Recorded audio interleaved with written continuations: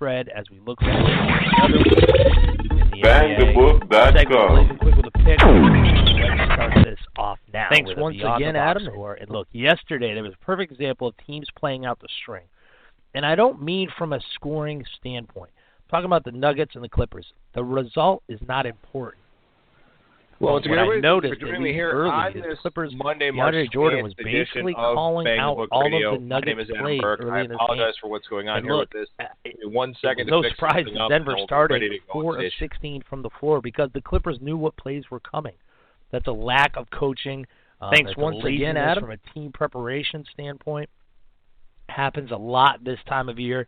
Again, regardless of the results, it just shows what teams are really focusing down the stretch or not. And the reason I say regardless of results is because what will happen is when teams get lazy like this, they get lazier when the schedule is not in their favor, which I will talk about soon. But I've also got to use the Beyond the Box Score segment to talk about the Chicago Bulls. They lost to the Magic, and let me read between the lines a little bit. Hoiberg was asked if his team has quit. He said, "I sure hope not." He said that obviously what I'm saying right now, my message isn't getting across. We're going to sit in a room and hopefully get it figured out. Look, it's too late. This team doesn't listen to him. They never did. When they gelled, it was only for a minute. They don't have starters that play every game. They still have Gasol on a minutes restriction when they need him every night. Butler's still hurt. They're all complaining. Rose isn't being consistent. Team's a mess. I repeat it every night, but I just like to focus on the fact just how bad it's going to be for this team. He's going to be fired. I think you will see a brand-new Chicago Bulls team by the time they tip off next season. Would not be surprised if some of their bigger stars are gone. One more Beyond the Box Score. The Pistons lost to the Hawks again. Detroit has 2 games left in a 9-game homestand. They're 5-2 so far in this homestand. I think it's very, very important that they get at least one more win, and they will play Oklahoma City and Dallas, and they have 2 games rest before each game, so it's a bit of a reverse calendar crunch for the Pistons, at least coming up in the next 4 or 5 days. But speaking of the calendar crunch, it's the part of the segment that to me should be considered after the regular season ends too, because the playoffs is a super grind, and the way teams handle their depth in that situation can really matter, because some teams are deeper than others, and it really depends on the rotation. Some series will go longer than others, so there's still room to look at the calendar crunch in the playoffs, but of course we're still in the regular season, so I'm going to talk about those Nuggets again. They started a 5 games in 7-night scenario against the Clippers. They have bookend back-to-backs with travel, with the weak spot being the second of a back-to-back spot to wrap up the trip on the road against the Pelicans, where the Nuggets, they could actually be favored with as shorthanded as the Pelicans are, but I think that's a very, very tough spot for them. Also, Buckets Brigade member, Blesser of the Grind, hit me up on Twitter, and he said, "I just looked at the Kings' schedule, and I completely understand why you advise auto-fading them." He's absolutely right. The Kings also started a 5 games to 7 nights yesterday, and they also have a bookend back-to-backs when they host Miami before heading to Denver to play their 5th game. Now, I just talked about Denver, but look, when you're playing your 5th game in 7 nights in Denver, there's probably no tougher place to play, especially if you don't care about winning. And that's where the Kings are. So keep an eye on the Blazers, Pelicans, and Cavs as well. They have tough schedules coming up, and I'll talk more about that in my Wednesday segment. Let's quickly read between the lines. And for the read between the lines, usually I break down a quote. I'm going to break down some stats, because in preparing for the playoffs, many basketball bettors, they're going to look at how teams do against the league's best. In fact, I did it. I talked about how the Clippers struggle against winning teams just last segment. And look, if you think about it in black and white sense, it makes sense. If a team does well against teams that are in the playoffs, they're going to do well in the playoffs. But be careful. The NBA is a grind. And think about this. When Golden State lost to San Antonio March 19th, it was really notable because it was the first time all season the Warriors had lost one of the top 5 seeds in either conference. Really, depending on how the season ends, they're going to lose more to lottery teams than they did to teams that make the playoffs. So people think that and say Golden State, not only are they favored to win the championship anyway, but they're locked to make it to the finals. On the flip side, the Spurs have struggled against the league's best teams. They're just 5-6 against opponents who've won at least 60% of their games. That includes Golden State, Oklahoma City, Cleveland, Toronto, and the Clippers. But factor in the grind. Factor in the Popovich factor. He's known for resting players. So if he's rested players, or he knew that the games weren't so important, perhaps he was holding stuff back for the playoffs, then those losses aren't necessarily so monumental. Those losses aren't necessarily so important. So when you prepare for the playoffs and you look at things like this, please keep that in mind. Not everything is as it seems, at least face value. Speaking of those Clippers, talking about Blake Griffin. Griffin sat out the first game yesterday, serving his the first game of his 4-game suspension. I actually applaud the way the Clippers are handling this. They could have easily got him cleared earlier and had him sit for meaningless games, and he's not at 100%. Even if they did it that way, I don't think he'd be ready to play. But keep in mind, he's been out since Christmas, so they got to take their time getting him back into the lineup because they really need him. I mean, they really need him to me. If they're going to do anything in the playoffs, they need him. So I applaud that they're taking it easy with him.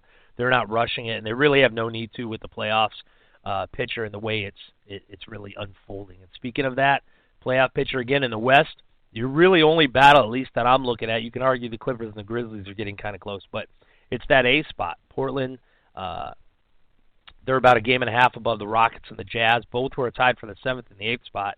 And again, Mavericks are just a half game out. If you really want to argue the Nuggets got a shot being about 5 games out, you could, but they don't. They're done. So to me, the Mavericks, I don't think they have a shot of making it. I think it's going to be Portland, Houston, Utah. It's just a matter of which way they end up. In the East, it's getting really, really crowded in the 3 to 6 spot. Right now, Atlanta owns that spot with the Celtics, the Heat, and the Hornets about a half game, I guess, or so apart. Maybe there's a full game in there between the Hornets and the Hawks. They're actually a game and a half out. Pacers and the Pistons tied for that 7-8 spot. And again, the Bulls and the Wizards about 2 games out. It looks like they could be done. I won't count them out only because they're that inconsistent, that being the Bulls and the Wizards. But as of right now, it looks like that. What I think is interesting, especially with the Hawks in the 3rd spot and the Celtics in the 4th spot, Celtics finished his current road trip on, and then they're playing 4 or 5 games at home. That one road game at Atlanta. The Hawks finished with 2 road games against the against the Cavs and against the Wizards, 2 playoff teams. And the Hornets finished by playing 7 games in 11 nights, so not a good stretch of schedule for them.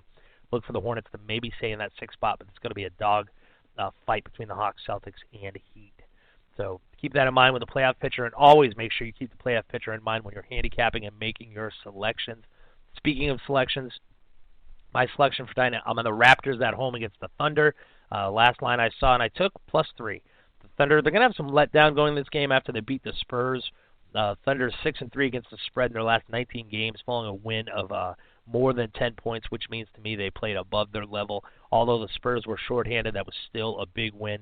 The Raptors come home after a 3-game road trip. That's been a profitable play in the past this season, betting on teams coming home after a 3-game homestand.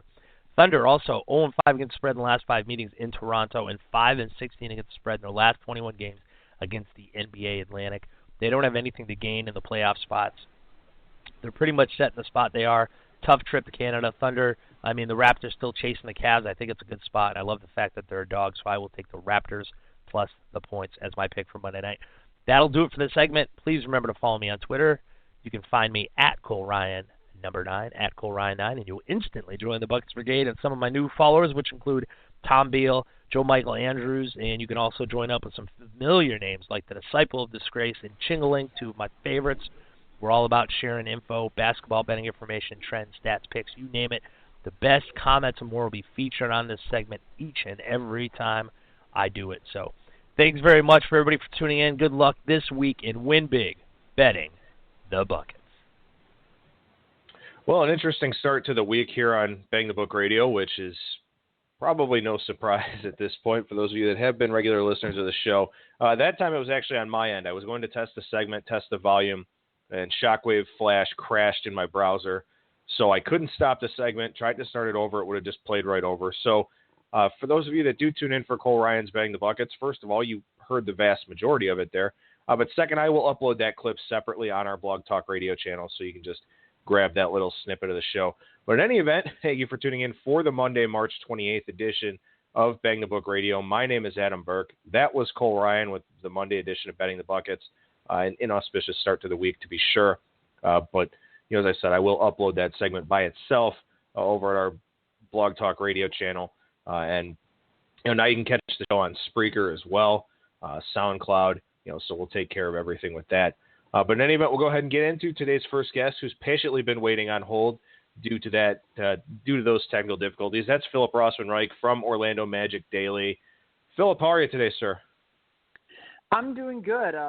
Monday's always a false start, so I'm not going to blame you. It's kind of a long holiday weekend. It's okay to have a little bit of a false start on this Monday.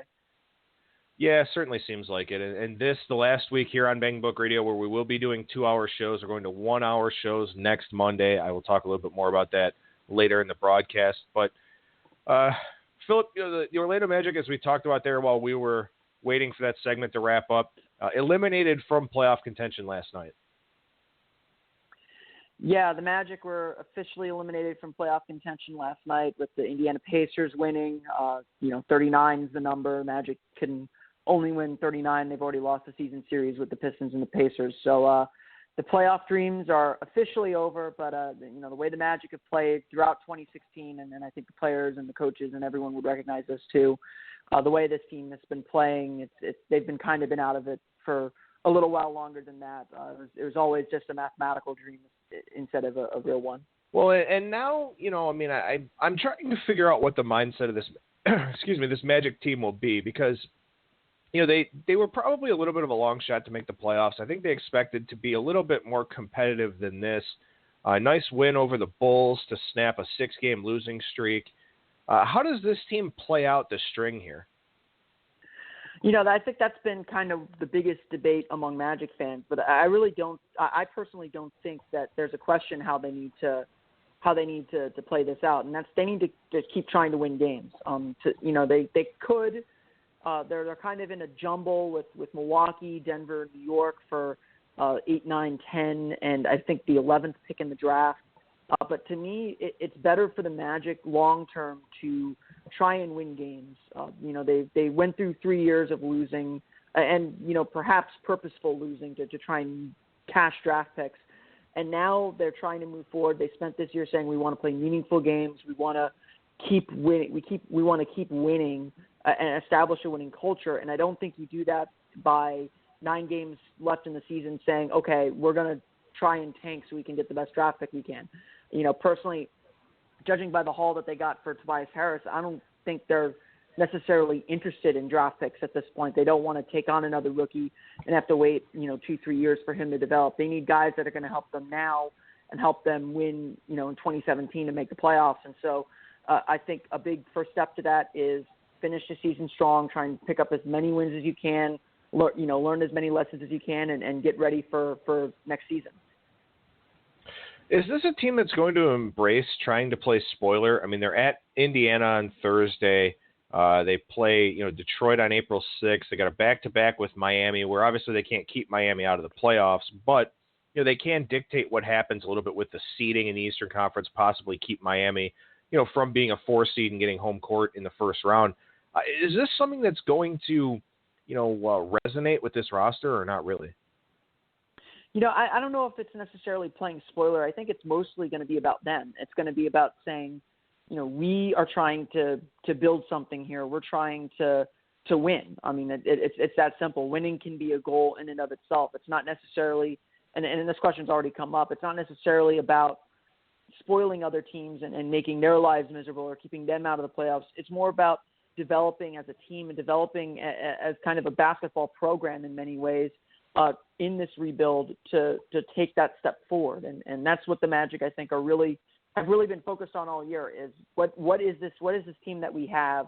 Can they win? Can we put these expectations on them and see how they perform? And that's a lot of what they've learned this year, and a reason why I still think these last 9 games, even though the playoffs are out of reach, is still really important to continue building that culture and building that expectation throughout the full 82 games of the season. Now, Nikola Vucevic is the guy that's kind of under the microscope right now. He hasn't played in 12 straight games, reportedly returning to practice today, which is obviously something you'll have covered over at Orlando Magic Daily. You're on your way to practice here shortly. Is this a situation where they really want to get him back, get him a couple more games, or is it in their best interest just to kind of, wait this thing out, maybe let some of the younger guys get some more playing time?